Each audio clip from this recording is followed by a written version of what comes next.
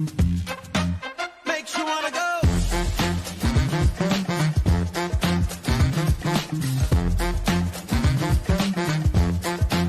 Makes you wanna go. Na na na na na na na na na na na na na. Makes you wanna go. You find love in nowhere, and even crabs one day leave their shell.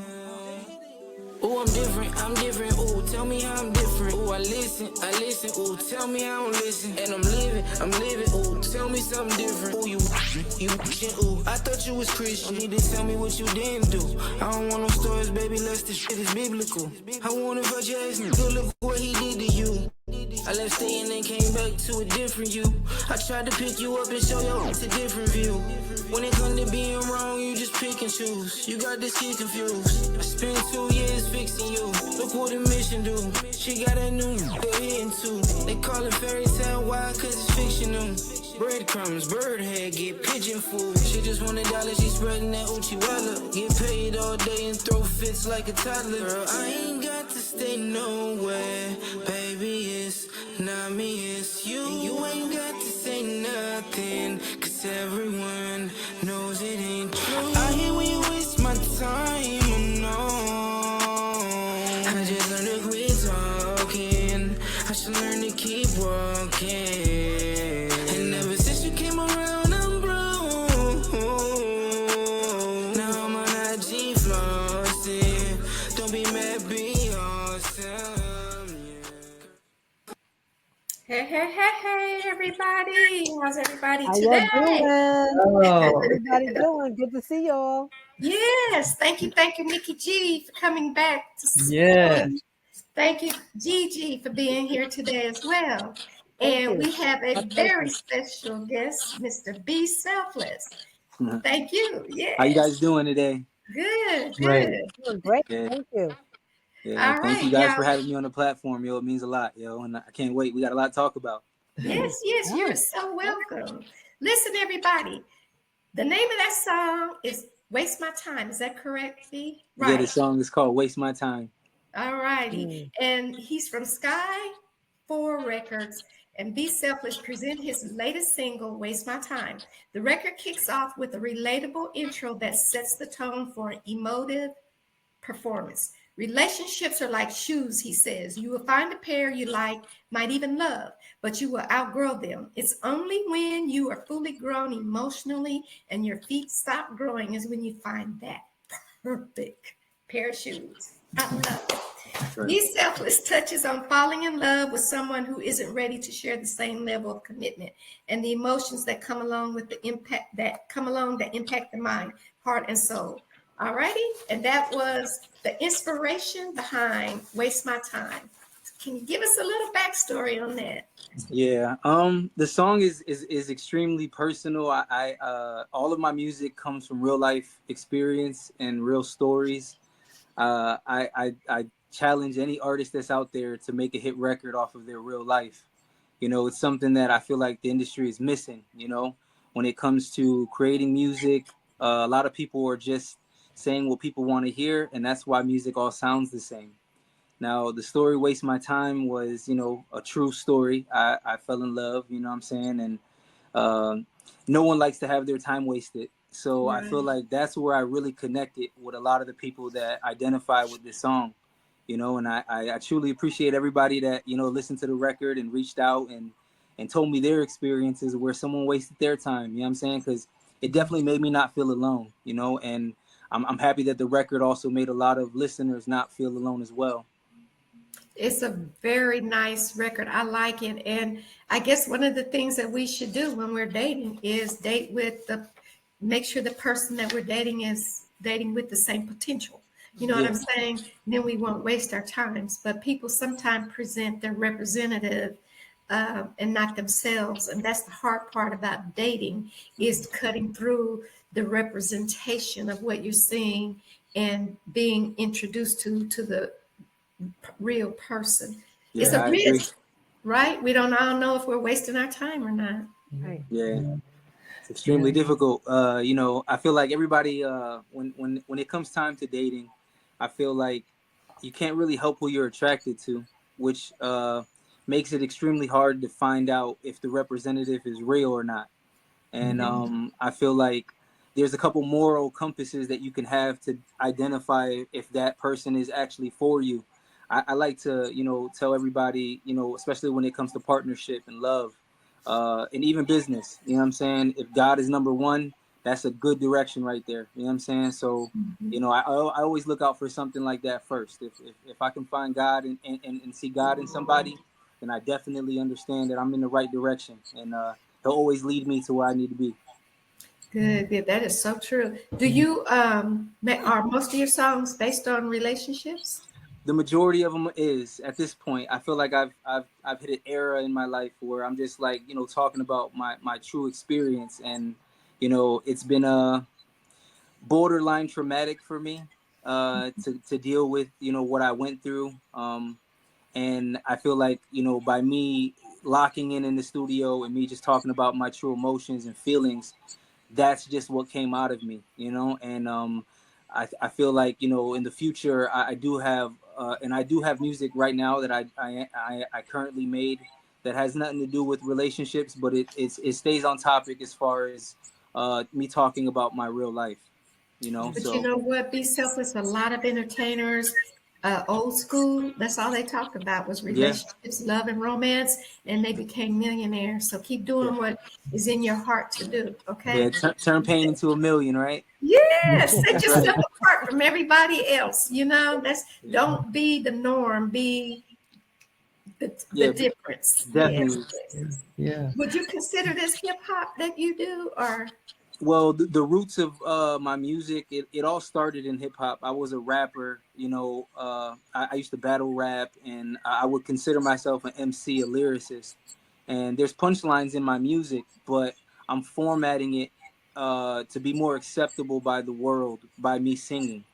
So if you hear the stories, the punchlines, the metaphors, it's hip hop all the way. But when you hear the melody, you're seeing a different side. You know, I wanted to show people that singing was crucial to my formula because I wanted to identify with an audience, regardless if they're from America or not. I wanted the melodies to be able to catch them and get stuck in their head. And if they're from a different country and they don't speak the language I speak, at least they can hum along to what I'm doing. It's a frequency thing, you know what I'm all saying? right? So I truly, you know, I put a lot of effort Hold your into thought. meshing We'll be both worlds. all right.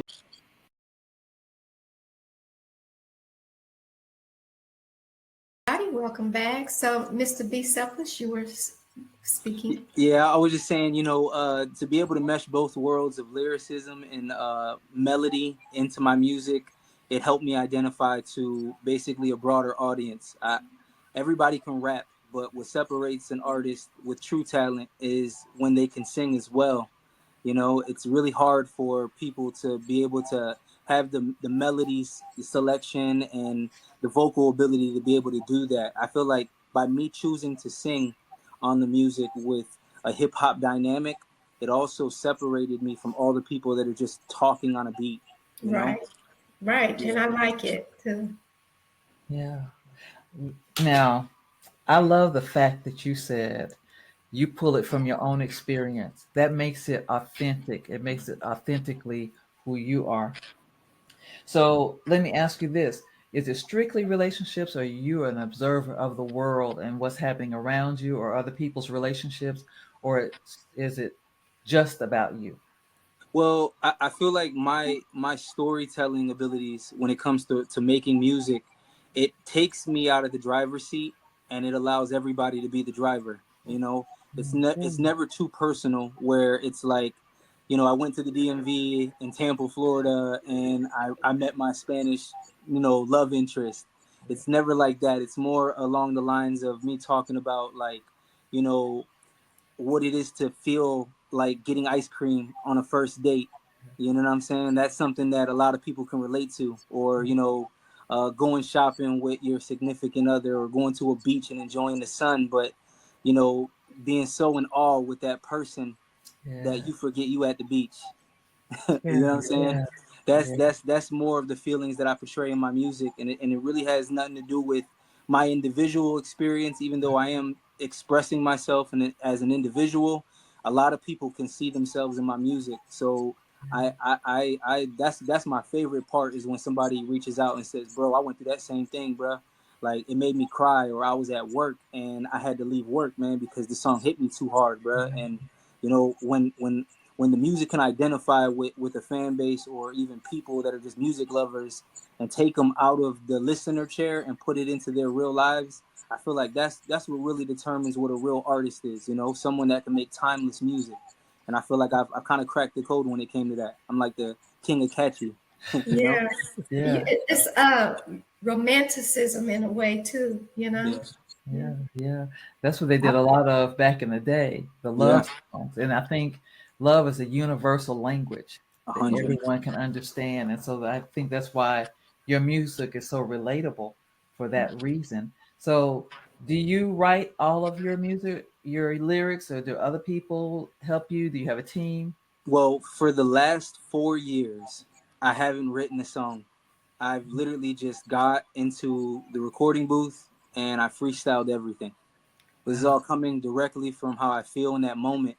You know, this is one of the reasons why I do not like to sit on music, because I can create something in a time frame and it reflects on the time that I'm in, you know? So I like to make music and release it right away because I'll feel different later on and I won't be in that space, you know? So I think it's extremely important for me to just, you know, record and drop, record and drop. I'm only, you know, trying to be able to be as consistent as my emotions allow me to be. Mm. Absolutely. Gigi, you have a question? Well, yes, I'm listening to his music and I'm thinking back to Nat King Cole and Sam Cooke and what they did back in the day. And you just brought their music um, forward. You just brought it up front and modernized it, Mm. because the rap that we heard a few years back was um, like 20 years from the relationship. In the relationship, you're going to sit up and try to do that rap, and the words and the bumping and the jumping and the Yeah. moving, you can't sit back and relax and enjoy it. So your rap sounds like it's timeless. Mm. Thank you so much. I truly appreciate it. Yeah, I have to give credit, you know, as far as my influences. You know, I studied music. I'm a fan, but I also am a student of the game. Wow. I've did a lot of research and I studied the Beatles. You know, John Lennon is my favorite artist of all time. Mm. You know, and then when it comes to, you know, my newer influences, you know, the people that influenced me the most that happen to be artists that passed away, you know, like Juice World. You know, his message was telling people like, yo, it's okay to be unique, it's okay to be an individual, and it's okay to, you know, show your emotion and your true feelings and not worry about how people are going to perceive you. If the message is real and authentic, they're going to love you. And you know, the same thing with XXX Tentacion. I relate to him more in his everyday aspect. Musically, he's a little wild, you know what I'm saying? But I feel like his message to his fans is something that I relate to a whole lot. I love talking about numerology. I like talking about astrology. I like talking about, you know, the connection of people, you know, through something bigger than just a conversation. You know, it's more of a spiritual journey. And you know, these artists, you know, I really took in the heart, and I applied, you know, my teachings like a good student would. And I feel like I'm the next evolution of something, and I wouldn't have no one to thank if it wasn't for these type of artists. You know. Well, speak it into the universe. Be selfless. That's what you're supposed to do. That's right. All right. Well, let me say, how did you get into hip hop? And what was the defining moment when you knew that this was the path in life that you were supposed to take? Well, to take it all the way back, you know, my mom, she was born in New York City, and she was around the era when hip hop was just starting up and getting its creation. And come to find out, you know, doing a little digging on the history, that Hispanics had a lot to do with hip hop as well. We were beat boys, break dancers, graffiti artists, DJs. So we had a nice little culture like shift when it came to like how we came together with blacks and Puerto Ricans in New York City. And my mom, she made sure to educate me on the music. She made sure to show me the hip hop that was going on with KRS-One and Slick Rick and all of the legends, and but she also showed me Marvin Gaye, and she also showed me people like Michael Jackson, and so these are the elements that I still have the structural All right, elements of hold that the thought. We'll be foundation. right back. Hold on. Okay.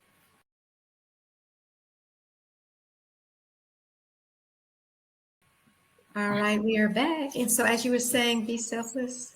Yeah, I just, I studied the industry. I studied all these great musicians, and my mother was one of the ones that actually put game. And she was like, look, if you're going to make music, don't be talking about something that you're not doing. Talk about, your real life. And for a long time, I actually stood astray from that. You know what I'm saying? But I got back to my tracks. I got back to my roots, and I as it from a young kid, I chose not to really take that same approach as everybody else, because I felt how authentic these other artists were and how different they were, and it intrigued me. And I kept that same course, being able to have teachers, through all this music back in the day. It really did show me that the only way to stand out is to be yourself, so I took that to heart. Well, thank you to your mother for telling you to talk about something that is authentic and true to yourself, because that's stuff that we can relate to, people can Definitely. relate to. So, what were some of the biggest challenges that you faced when starting out, and how did you overcome those challenges? Honestly, man, the challenges of life will never end. I was always told to be a great problem solver is the only key to having a happy life. So I look for challenges. I look for all of the problems. I'm a great problem solver. So I look at it like a maze or a puzzle to me.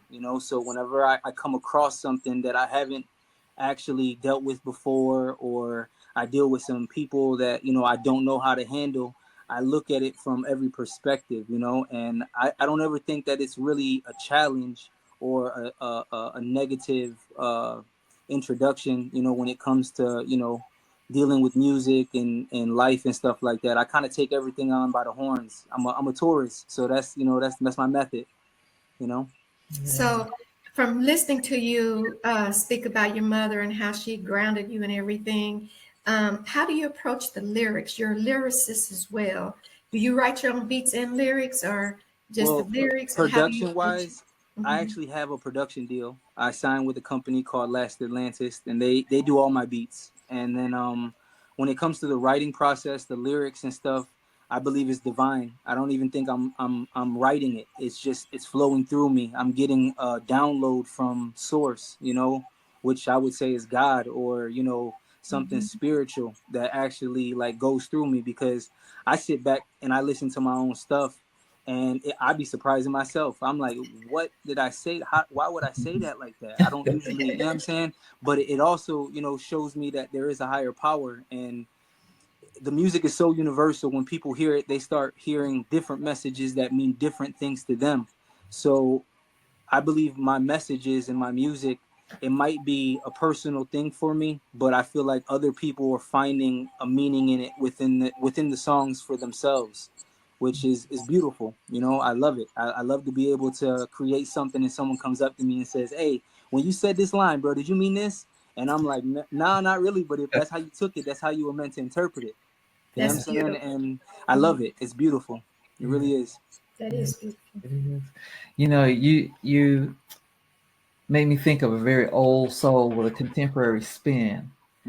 And I'm wondering, who were your influences personally besides your mother? Because it sounds like you hung around with some old souls, because you're into John Lennon and the Beatles and way back, and you're not that old. Yeah, So I'm not. who are your personal influences that take you back there? Honestly, I would have to give it all to my family. I I didn't go astray, and I wasn't the kid on the outside, you know, doing stupid stuff with friends that didn't have good influence. You know what I'm saying? People that didn't have good guidance didn't raise me. It was my family. You know, my uncle, he was a military a personnel. He ended up getting into a or he ended up drinking a lot. You know, when he got back from the military, dealing with PTSD and all that stuff. His name was Ozzy, and he had liver failure, and he prayed to God, and he told Jesus, like, hey man, give me one more shot. I promise to give you the rest of the time you give me on this earth. And he got a phone call, and it was the hospital saying that they found him a liver. Somebody got into a motorcycle accident, and they were really young, so it was a healthy liver. Wow. And they ended up giving him this liver, and it gave him a chance to show God the message. You know, he created a ministry, and every Thanksgiving would be out giving turkeys, you know what I'm saying, and Christmas gifts, and we did things for the community. So I believe that aspect of my life, really, I have to dedicate that to my uncle, Dino, which is, you know, Ozzy is his name, but we all called him Dino. And he was a hippie at heart. You know, he went to the actual Woodstock. You know what I'm saying? Cool. So I have posters from the original Woodstock, and he would tell me about, you know, Jimi Hendrix and when he played, and you know, he talked a lot about Carlos Santana, and he had a recording studio as well. So I was always in love with the bells and whistles. You know, I had another uncle. His name was Tony. He also passed away. He just like literally, like it was probably like 2 years ago, he passed away. And he was more the ladies' man. He was the one that was out there shaking and moving and, you know, looking good, making things look easy. You know what I'm saying? So I Yeah. kind of picked up on that. And then my brother was a kid, you know, that grew up and happened to be in one of the most roughest eras, you know what I'm saying, in the 80s, you know, like the street era, the hustler, the guy that, you know, but he changed his life around too. But I also got a little bit of that in me too. My mom's, you know, being from the street, she also, you know, had a lot, you know, of perspective when it came to living in New York City. You know, she also got to travel a lot. So my urge for traveling is because of my mother. You know, she lived in Puerto Rico. She lived in Miami. You know, she's been in. She lived in Ohio, New York, and so just her shaking and moving made me gain that urge to like really want to taste what the world has out there. She used to tell me all the time, if you don't go to China, it never exists, and I believe that. You know what I'm saying? You know, until you see it, it's believing. So I want to see every place on this earth. I want to be able to experience what life has to offer, and I won't take no for an option. I'm gonna work hard until I can get there, you know. And already I lived 4 years in Hawaii. You know what I'm saying? I got the opportunity to live in North Carolina. Shout out Fayetteville. You know what I'm saying? I lived in I born and raised in Cleveland, Ohio. I had the beautiful opportunity of moving to Florida. You know what I'm saying? And I'm here now. And I put a lot of groundwork here. I had over 17 years of me being here working the streets with the music and club promotion and stuff like that. And Yeah. as far as like mentors that actually picked me up and showed. All right, hold your thought. We'll be right back.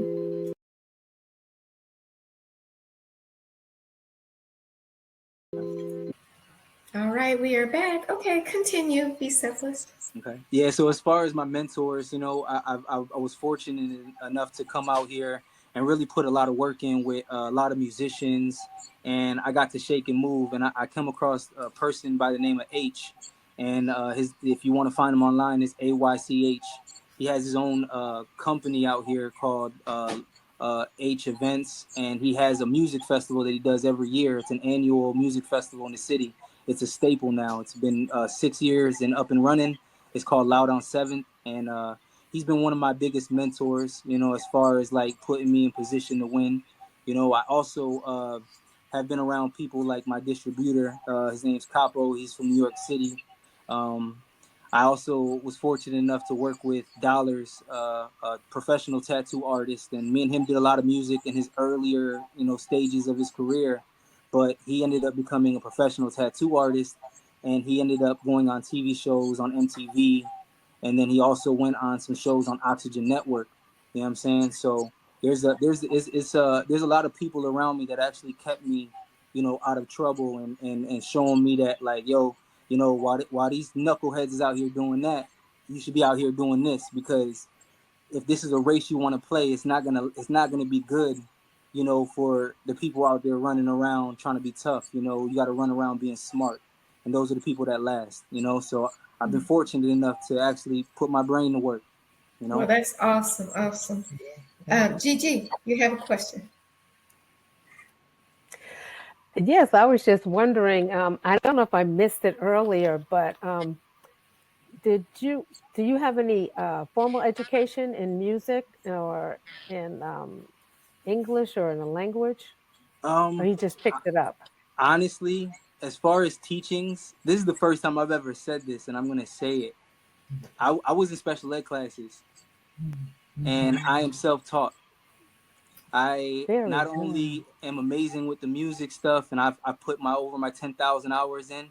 I also educated myself on video production, and I created a video production company called Forever Focus Media. And I was fortunate enough to work so well with the camera that I got around a bunch of celebrities. I got to shoot with Lil Boosie. I got to shoot with Sean Kingston, and or do some commercial editing for them. And I got to shoot a lot of shows for mainstream artists. My newest video that I've been putting together, working with some people, I got the opportunity to work with Kendrick Lamar's record label, and I filmed a behind the scenes of the show for Doja. She's a big artist right now, flourishing, and she's doing major things. And I'm fortunate enough to be in the circles that I'm in, and I'm self-taught. Everything from the camera down to marketing, down to uh, you know video production, editing, graphic design, branding. I've completely educated myself. I never went to school for it, but I've thrived, because of the information, the dedication, and the knowledge that I had. And I made myself uh, really strong when it comes to these areas, because when I was in a special ed class, and we had a special guest come in and talk to us, and he was letting me know that, like, you guys might be looked at like, kids that aren't smart, and a lot of people might look at you that way, but the truth is that you learn differently. And I was never a person that could learn through the books. I was always a hands-on learner. And the second I started to realize that's what's going to get me to learn, I said, I'm not even going to pick up the book. I'm just going to pick up the camera, or I'm going to pick up the microphone, or I'm going to pick up the engineering aspect of it, or production. And by me being extremely hands-on, I learned extremely fast. And that person that came in and spoke was an animator from Pixar, and he was also in special ed classes. So it Oh, showed me that's that the skies are interesting. the limits. We'll be able Yes, to take Wow. it it to is. wherever we Yeah. want to take it. I think it's really neat that they have those kind of experts, subject matter experts, come into the special ed classes to encourage you, those children to pursue their dreams. So, is there a song that you've ever written that's especially meaningful to you? And what's the story behind the song, if there is one? I have a song. I have a song called Sky, and this song, it means a lot to me. I shot the music video in Hawaii. It was a song that I was actually. This is one that I actually wrote, and I could never put it out because the song is talking about artists that passed away. And every time I was almost about to get ready to release this song, a new artist would pass, and it would stop the process of the song, and I would have to go back in and write and write. And it came a point in my life when I was like, I gotta put this record out, because it was kind of messing with my mental health a little bit. Mm-hmm. The fact that I wanted to be in this field so bad, but all of the people that I looked up to were passing away. It really made me feel like it was extremely hard for me to accept that the field I am going in is something that could lead to my demise. But if the message is strong enough, I believe it's worth pursuing. Mm-hmm. Music and musicians do something, they become immortal, because Mm. when they pass away, their music stays. And it's a message that can continue to teach generations and generations. So the song is called Sky, and I shout out everybody on there, from Left Eye to Chink Drugs, an artist that was signed by French Montana. I actually met him in the studio, and a month after meeting him, he goes home to New York City, and they killed him in his own city. And then I shouted out Lil Peep, an artist that suffers from depression, and that really talks about his mental health, and also talks about his self-medication, where he would do drugs to try to help with his issues, because the medicine that they were giving him wasn't working for him. And Juice World, I talked about Juice. I also talked about King Von, the artist out of Chicago that died in Georgia, in Atlanta, due to gun violence. You know what I'm saying? And I once King Von passed away was the time I said, you know what, it's time for me to put this out. Then PNB Rock died, and I incorporated him into the song as well, but I also, throughout the song, there's intermissions, and it's the news reporters reporting on the deaths of these kings. And I wanted to really show the youth that it's important to know that if you have a message worth putting out, it doesn't matter the outcome of what's going on. If it's authentic and it's real and it's genuine, God is going to guide you, and he will continue to spread the message even though you're long and gone. I also talk about record labels inside of that song as well. We'll have to take a quick break, and we'll be right back.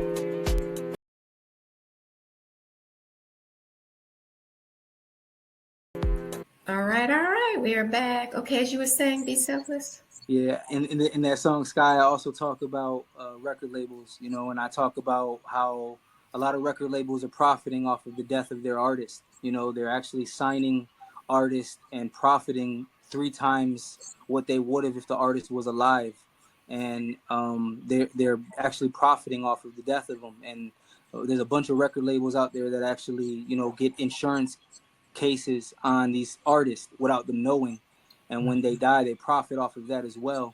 These are things that I would really like to raise awareness on. And shout out to every artist out there that's independent, that's making the strive without having to worry about the machine. Because if you get around the right amount of independent artists, you become the machine, and that's what I realized.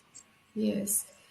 Well, speaking of, real quick, which is not my question, but I think as far as how they're making money off of those that have passed on, a Whitney Houston album just came out that she recorded music on way before her death. You've heard that, right? That Yes. Just recently released. So yeah, they tend to do that. How do you feel about how do you balance your authenticity in your lyrics with the pressure to make it a hit?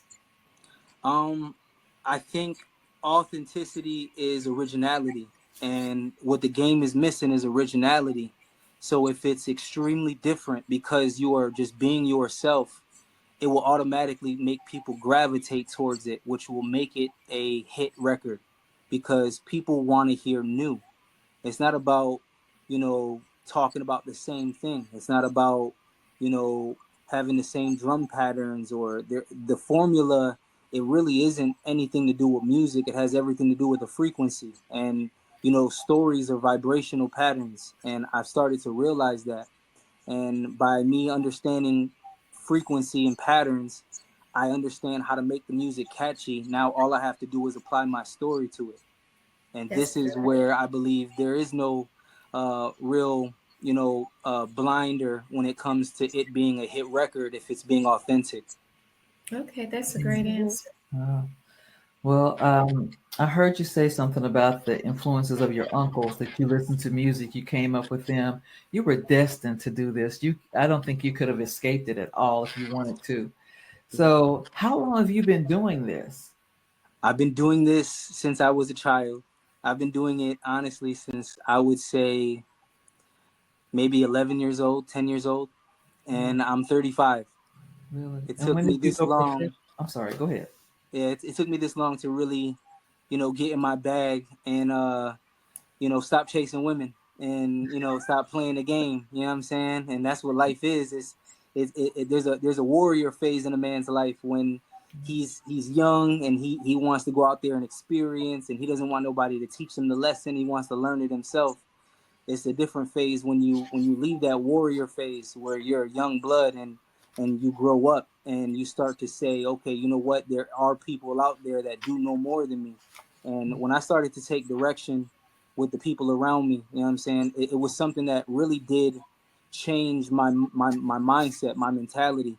I got to understand that, you know, there's not a problem that's new under the sun, you know, and there's someone that figured that out, so I should probably pay attention.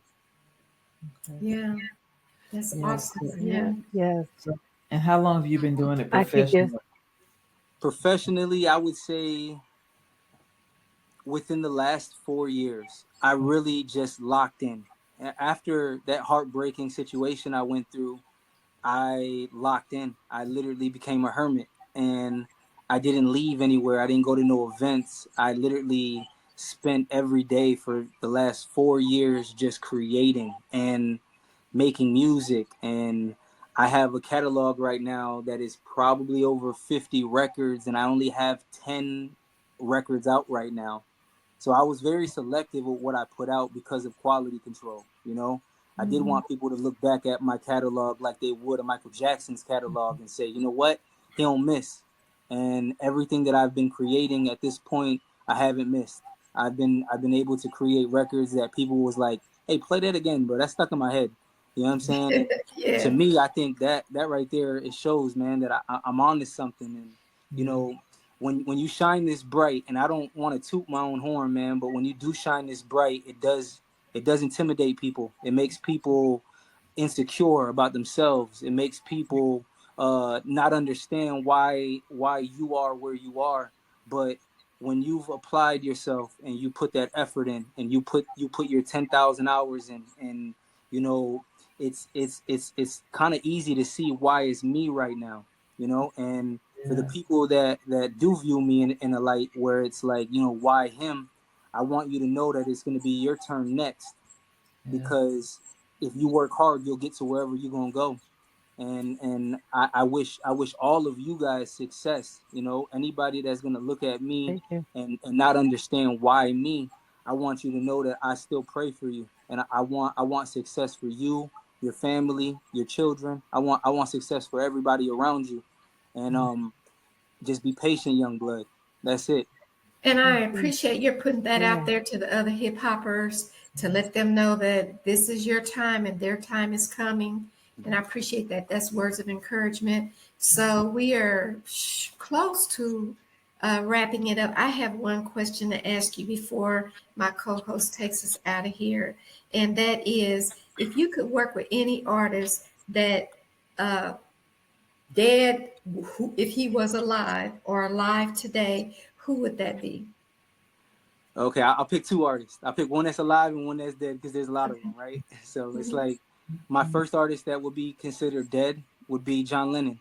I would love to be able to pick his brain and understand, you know, what drives him to create the melodies he creates, what touched his soul. And Mhm. I do understand a lot, you know, because he has a lot of interviews out there. And I was fortunate enough to be able to see that he did dabble with a lot of spirituality, psychedelics, and stuff like that, that kind of brought him into his path. And you know, I would love to just, you know, work on a record with a legend like that. He's, to me, he's my Michael Jackson, to be honest, you know. Okay. And then I would say the person that would be alive, I would probably say Adele. You know, Yes, I like her too. I would love to work with Adele. I think Adele is somebody that has created a path for herself when she didn't fit in the box of what a woman artist should look like. You Mhm. know, she was a little bit overweight, and you know, she wasn't showing her body, and she wasn't talking about seductive situations in her stories and songs. And she chose to talk about her real life as well, with her albums being named after the age that she was in that era when she was writing. So I feel like the authenticity is there, and there's not too many artists that can really use this authentic place of where they are to become something great. So I would say Adele, and I would say Those are John two Lennon. good Yeah. choices. So tell everybody quickly where they can find you on your music and your social media. You can find me anywhere by the name BeSelfliss. It's Okay. BeSelfliss, and I'm on all platforms. You can find me on TikTok. You can find me on Instagram, Facebook, YouTube, just by typing in BeSelfliss. Is your music on any of the music platforms? Yeah, we do have a Spotify. We have Apple Music, all that good stuff. You know, I definitely am going to be transitioning where the music will be found, and I also am going to start integrating my merch with my music, where I want to be able to sell merch. And if you buy a hoodie from me, you get a song for free. You know, and I just wanted, you know, to be able to show people a business mindset as well, other than just, you know, me being an artist. I wanted to show people that there's a lot more to me than, you know, just the music. And I can't wait to connect with every single one of you, you know. Okay, good. And my final comments are that I think you're an awesome young man. I like your music.